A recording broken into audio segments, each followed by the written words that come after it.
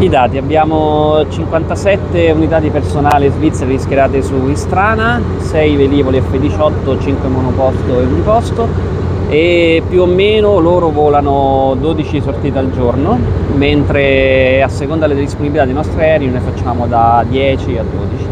Ecco, l'obiettivo di questa esecuzione? E l'obiettivo è quello di consolidare delle procedure che già abbiamo scritto in passato e che ci permettono di fare un handover, quindi un passaggio di consegne di eventuali velivoli che violano lo spazio aereo o svizzero o italiano. Ovviamente siamo confinanti, quindi c'è la possibilità che un aereo non identificato possa passare dal loro spazio aereo al nostro e viceversa, e esistono delle procedure ben specifiche per fare in modo che durante questo passaggio rimanga sempre sotto il controllo delle militari, diciamo. Ecco, rispetto alle attività invece che avete organizzato in aria, in volo, come sono state decise? Allora, c'è stato un contatto che è avvenuto già dall'anno scorso. L'anno scorso, come probabilmente ricordate, c'è stata una prima edizione di questa SIFEX. Quest'anno abbiamo deciso di cominciare con delle missioni più basiche, delle missioni di combattimento 1v1 e 2v1, che sono delle missioni che servono a prendere confidenza con un aereo che ha delle performance diverse dal nostro. E poi c'è stato un build up, quindi un incremento di difficoltà che ci ha portato, per esempio oggi pomeriggio, a fare delle missioni complesse sul Mar Adriatico, che vedranno coinvolte anche aerei F-35 di Amendola, F-16 americani di Aviano ed altri assetti dell'aeronautica, come un assetto di radar in volo, un KV e un P-72 di base a Sigonella, per una missione appunto di 20-24 aerei in uno scenario più complesso, uno scenario di difesa aerea molto più complesso. Ecco, quanto le difficoltà di avere in volo velivoli diversi?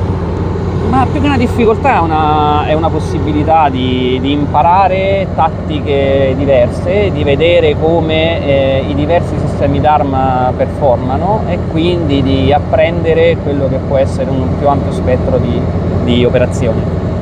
Ci sarà una prossima edizione di questa esecuzione? Noi ce l'auguriamo, per noi è uno sforzo logistico importante, ma che dà un ritorno addestrativo straordinario. Poter volare con così tanti aerei ci spinge a comprendere anche meglio quali sono le capacità del nostro Eurofighter, e quindi sono sempre momenti di straordinaria crescita professionale e ci auguriamo di poterlo ripetere. Tra l'altro lo dico con una forma di soddisfazione immensa: gli svizzeri sono assolutamente professionali in volo, hanno un livello di preparazione che non è nulla da invidiare a nessun altro partner europeo, e quindi operare con loro è un piacere, ma è soprattutto molto pagante dal punto di vista operativo.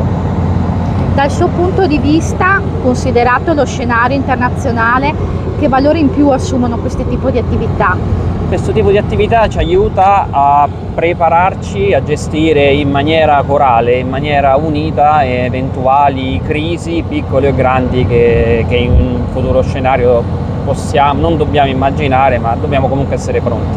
La nostra missione primaria è quella dell'essere pronti a prescindere da quello che succederà.